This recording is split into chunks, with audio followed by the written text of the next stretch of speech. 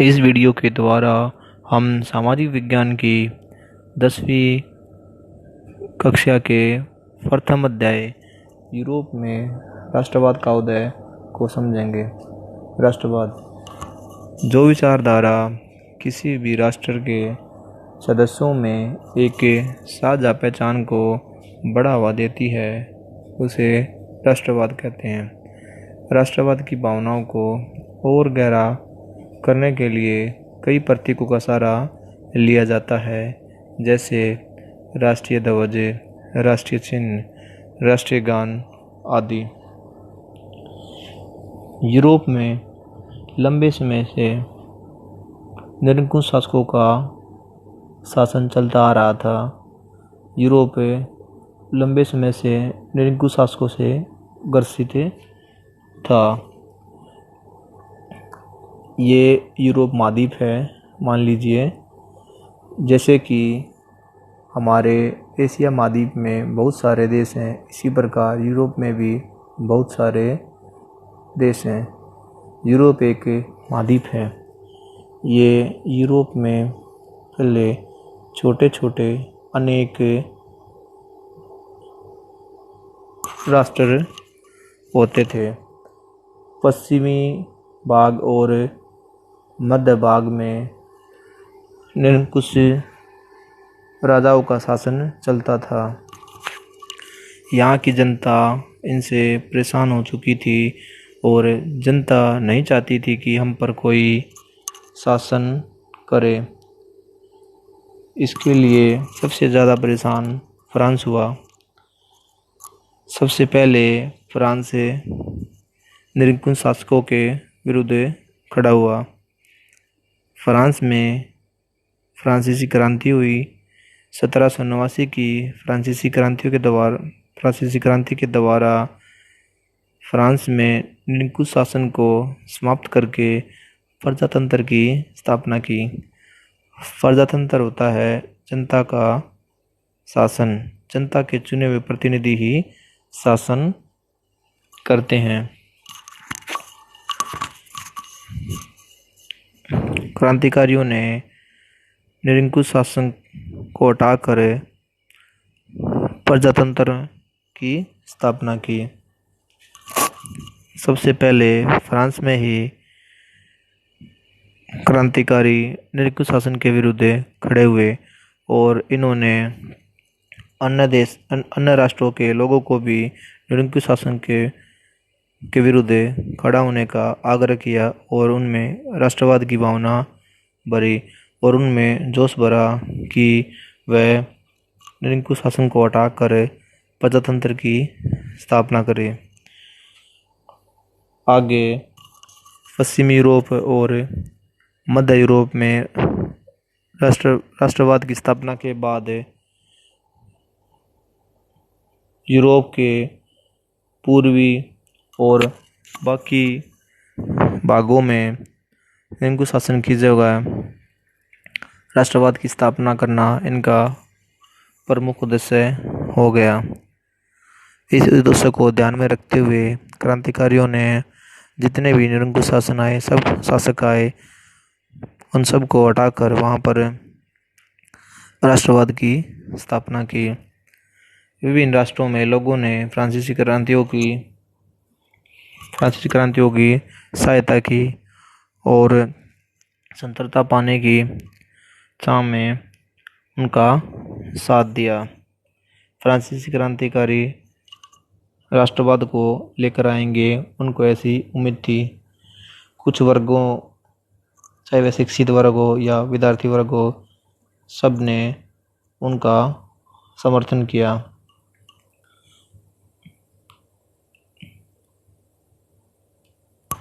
केवल राष्ट्रवाद की भावनाएं बनने से केवल राष्ट्रवाद की भावनाओं से ही काम नहीं चलता।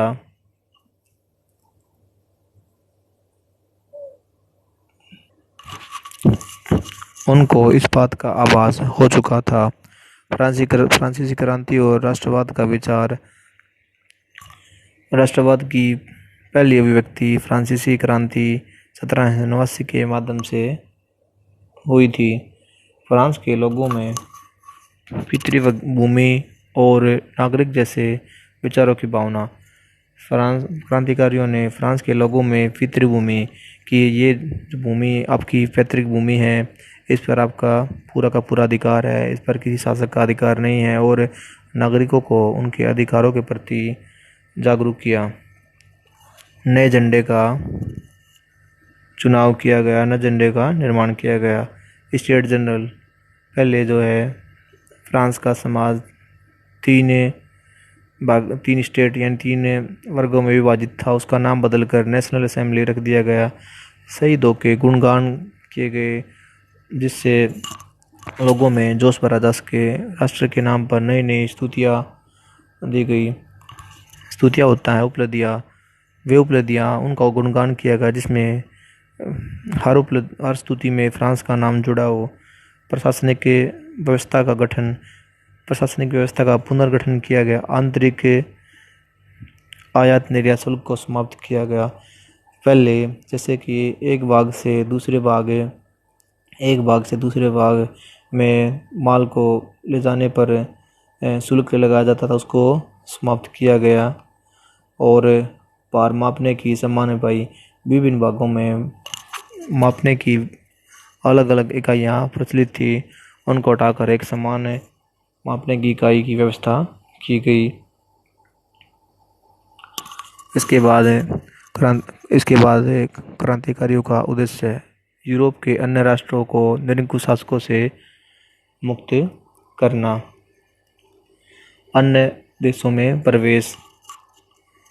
देखो, ये क्रांतिकारियों का उद्देश्य था कि अन्य देशों में निरंकुशवाद को हटाकर राष्ट्रवाद की स्थापना करना। ये यूरोप का राजनीतिक मानचित्र है जो आपके चैप्टर से संबंधित है। तो देखिए, अन्य देशों में प्रवेश। छात्रों और अन्य शिक्षित वर्गों ने जैकोबिन क्लब की स्थापना की, जिसने फ्रांस की सेना की भरपूर सहायता की। फ्रांसीसी सेना 1790 के दशक में हॉलैंड, बेल्जियम, स्विट्जरलैंड आदि देशों में घुस सकी, यानी आगे बढ़ सकी। वो जैकोबिन क्लबों की सहायता से ही संभव हो पाया। आगे है नागरिक संहिता। नागरिक संहिता को सिविल कोड, नेपोलियन कोड भी कहा जाता है। इसकी शुरुआत नेपोलियन ने की थी।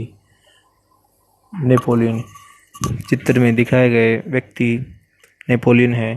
नेपोलियन 1804 से 1815 तक फ्रांस के सम्राट या शासक रहे थे। इन्होंने प्रशासनिक व्यवस्था में फेरबदल किया और नागरिक संहिता का गठन किया। और नागरिक संहिता के प्रावधान इस प्रकार हैं। जन्म पर आधारित विशेषाधिकार समाप्त किए गए। सभी को बराबर संपत्ति रखने के अधिकार दिए गए। यूरोप में प्रचलित सामंती व्यवस्था थी, उसको समाप्त किया गया। और यूरोप के विभिन्न भागों में अलग अलग मुद्राएं प्रचलन में थी, सबको समाप्त करके एक मुद्रा का प्रचलन किया गया। किसानों को लगान और जागीरदारी शुल्कों से आज़ादी दी गई। इसके बाद यूरोप में राष्ट्रवाद का निर्माण। यहाँ हम यूरोप के प्राचीन स्वरूप की बातें करेंगे। आधुनिक यूरोप से पूर्व प्राचीन यूरोप में यूरोप के देश राजशाही, डच, कैंटनो जो है मध्य यूरोप के लोग हैं, 3 वर्गों में विभाजित थे। इन सब की अलग अलग भाषाएं थी और इन सब की जातियां भी अलग अलग थी। इन्हीं कारणों की वजह से राजनीतिक बढ़ावा नहीं दिया जा सकता था, अर्थात इन सब को एक राजनीतिक समूह में नहीं बांधा जा सकता था। अर्थात एक राजनीतिक समूह में इनको नहीं बांधा जा सका। यदि इन सभी की निष्ठा एक सम्राट के प्रति होती तो इन सबको एक समूह में बांधा जा सकता था। आगे है कुलीन वर्ग और उच्च वर्ग। भूमि के मालिक कुलीन वर्ग या उच्च वर्ग जो होता है उनके पास काफ़ी मात्रा में भूमि होती है, वे भूमि के मालिक होते हैं। साझा जीवन शैली।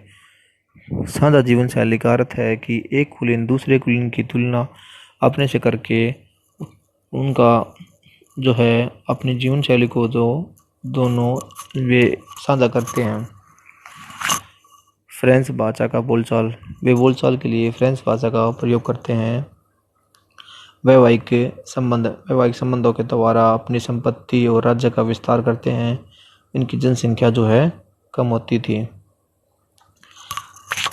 इस वीडियो के आधार पर गृह कार्य के रूप में आपको 3 क्वेश्चन दिए जा रहे हैं जो कि आपको अपने नोटबुक में कंप्लीट करना है। फ्रांसीसी क्रांतियों ने फ्रांसीसी लोगों में सामूहिक पहचान की भावना किस प्रकार पैदा की। सेकंड क्वेश्चन है यूरोपीय छात्रों और शिक्षित मध्य वर्गों के कई दूसरे सदस्यों ने फ्रांसीसी सेनाओं की मदद कैसे की। तृतीय 1804 की नागरिक संहिता के प्रावधानों का उल्लेख कीजिए। तो ये सब आपको पूरा करना है। Thank you.